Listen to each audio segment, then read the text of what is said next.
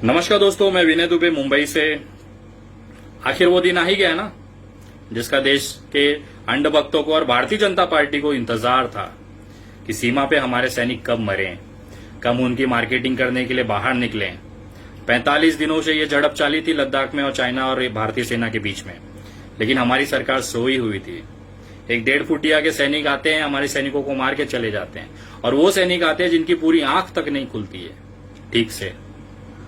मैं उन तमाम 1.5 फुटिया और आधी खुली आंखों से कहना चाहता हूं, वो हक्का नूडलों से कहना चाहता हूं कि बेटा, हमारे देश की जो सरकार है वो कमजोर है, हमारा देश का प्रधानमंत्री जो है वो कमजोर है, लेकिन हमारे देश की सेना कमजोर नहीं है। मैं उस तमाम लोगों से कहना चाहता हूं, आज वो समय है, हमें अपने सेना के साथ खड़ा होना पड़ेगा। मैं पूरे देश के साथ आह्वान करता हूं, मोदी जी से कहता हूं कि मोदी जी, पूरा देश, सारी राजनीतिक दलें, सारे लोग आपके साथ हैं। इस घटना का पूरा जवाब आपको देना है, मुंह तोड़ जवाब होना चाहिए। लेकिन आप बिजी हैं बिहार के चुनाव में। पूरे मजदूर यहां से चले गए, एक अन्न का दाना आप नहीं खिला पाए। आप जब से इस तरह की राजनीति में आए हैं, हमें शर्म आता है कहते हुए कि देश का अब तक के इतिहास में सबसे नाकाम और हारे हुए प्रधानमंत्री श्री नरेंद्र मोदी जी हैं। आज दुर्भाग्य है देश का कि आप जैसा प्रधानमंत्री हमारे देश के केंद्र में बैठा हुआ है, जो केवल राजनीति कर सकता है शहीदों की लाशों के साथ में। हमने देखा पुलवामा में जिस तरह से लोकसभा के चुनाव में आपने वोटों की भीख मांगी सैनिकों की लाशों पर, और उसके साथ ही जो पैसे शहीदों के परिवार को जाने थे वो पैसे तक आप खा गए, उसका एक फूटी कौड़ी शहीदों के परिवारों तक नहीं पहुंची। मैं दावे के साथ कह सकता हूं, आने वाले बिहार चुनाव में आप इस घटना का भरपूर इस्तेमाल करेंगे, और उसकी आशंका मुझे इस तरह लग रही है क्योंकि एबीपी पे न्यूज पे आज 2 बजे का एक चैनल पे जो न्यूज चल रही थी उसमें खुला बताया गया है कि जो शहीद हुए हैं लद्दाख में, जो सैनिक मरे हैं, उसमें अधिकतर बिहार रेजिमेंट के लोग हैं, सैनिक हैं। मतलब आपकी तैयारी, ये संयोग है या प्रयोग मुझे नहीं पता, लेकिन कहीं ना कहीं कुछ गड़बड़ है। मैं आप लोगों, तमाम देशवासियों से कहना चाहता हूं कि आपने एक बहुत बड़ी गलती की थी देश में ऐसी सरकार चुन के जो अपने ही लोगों की शहादत, अपनी ही सेना को शहादत कराने पे मजबूर कर देता है और उसका इस्तेमाल अपने राजनीतिक फायदों में लेता है। मैं बताना चाहता हूं, इसमें केवल भारतीय जनता पार्टी जिम्मेदार नहीं है, देश का हर वो व्यक्ति जिम्मेदार है जिसने इस पार्टी को मतदान दिया है, क्योंकि आज उन्हीं की गलतियों की सजा पूरा देश भुगत रहा है। मैं उन लोगों से कहना चाहता हूं कि सोशल मीडिया पे आप चिल्लाते हैं बाइकॉट चाइना, बाइकॉट नेपाल, लेकिन एक बार, केवल एक बार इस देश में बाइकॉट बीजेपी करके देखिए, देश सुधर जाएगा। देश के अंदर जो अशांति है, जो पनवती है, वो खत्म हो जाएगी। एक बार एक कोशिश करके देखें। बाइकॉट बीजेपी ही सारी समस्याओं का जड़ हल है, और इस देश में जब से 2014 से ये सरकार आई है, पता नहीं मेरे देश को क्या पनवती लग गई है। आज तक 50 साल में कभी भी ऐसा नहीं हुआ कि चाइना इतने अंदर आके हमारे सैनिकों को मार के चला जाए। इन 50 सालों में आज तक कभी जिंदगी में ऐसा नहीं हुआ कि नेपाल, जो हमारा मित्र, एक हिंदू राष्ट्र, हमारे लोगों के हमारी सीमा में आके फायरिंग करके हमारे लोगों को मार के चला जाता है।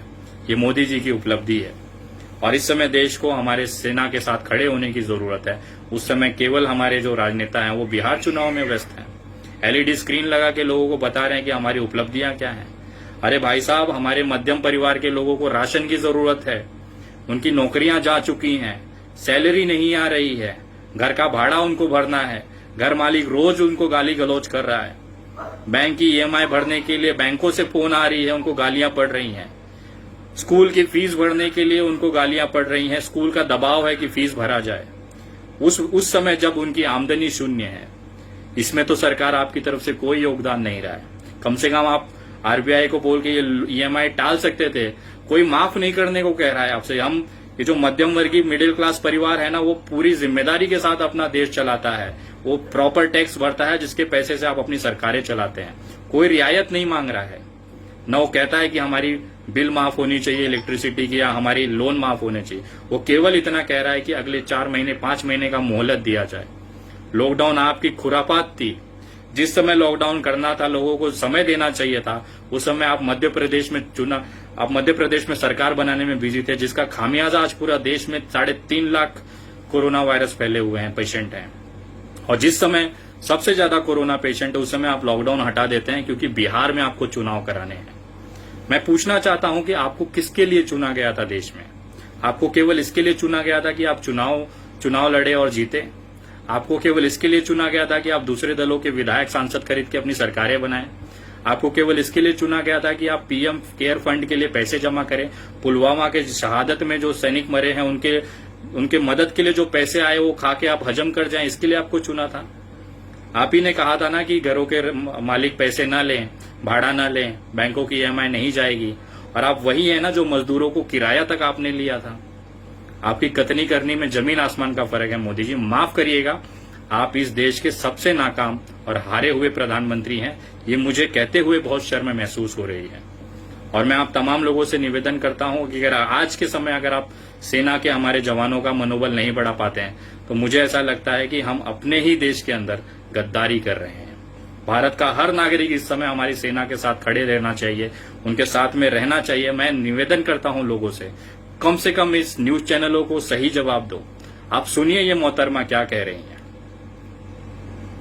अगर आप पहले दिन से उन सवालों को हम उसका विश्लेषण करें रोहित, तो उसमें ये सवाल उठाना कि चीनी सेना हमारे जमीन पर आ गई और हम सोते रहे, ये सरकार पर सवाल नहीं होता है, ये सेना पर ही सवाल होता है। क्योंकि पेट्रोलिंग की ड्यूटी सरकार की नहीं होती है, सेना की होती है। और हमारे देश में सेना की कोई इतनी आजादी है, हमारे अर्धसैनिक बलों को भी आजादी है कि वो जो पेट्रोलिंग ड्यूटी कर रहे हैं उसके लिए किसी पॉलिटिकल मास्टर से अपने कमांड नहीं लेते हैं।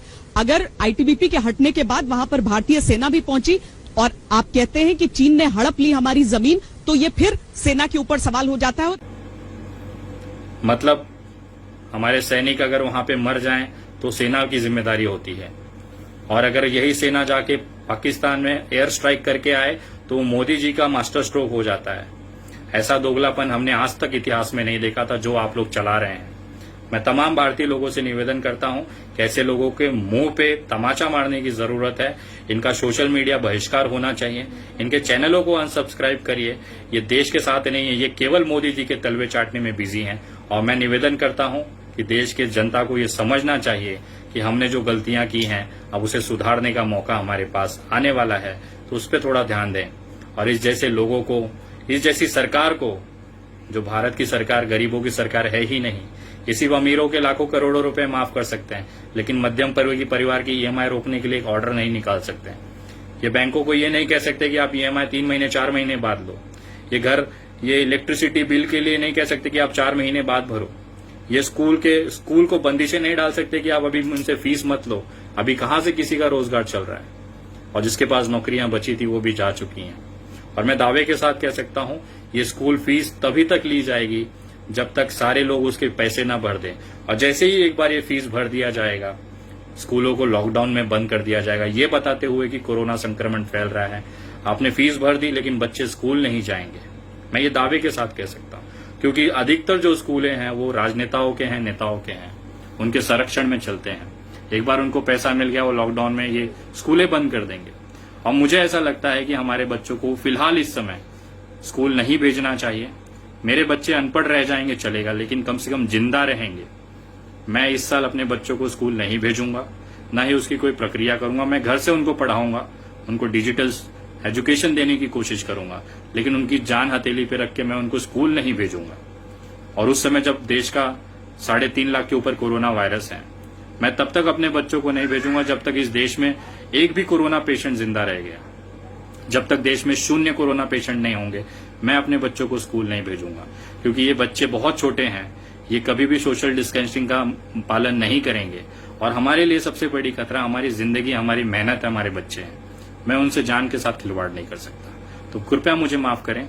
मैं बागी तो बागी ही सही, मैं दंगाई तो दंगाई ही सही, लेकिन मैं अपने बच्चों की कुर्बानी इस सरकार के जेब भरने के लिए तो बिल्कुल नहीं दूंगा। आप लोग सुरक्षित रहें, अपना ध्यान रखें और मजबूती के साथ आवाज उठाएं।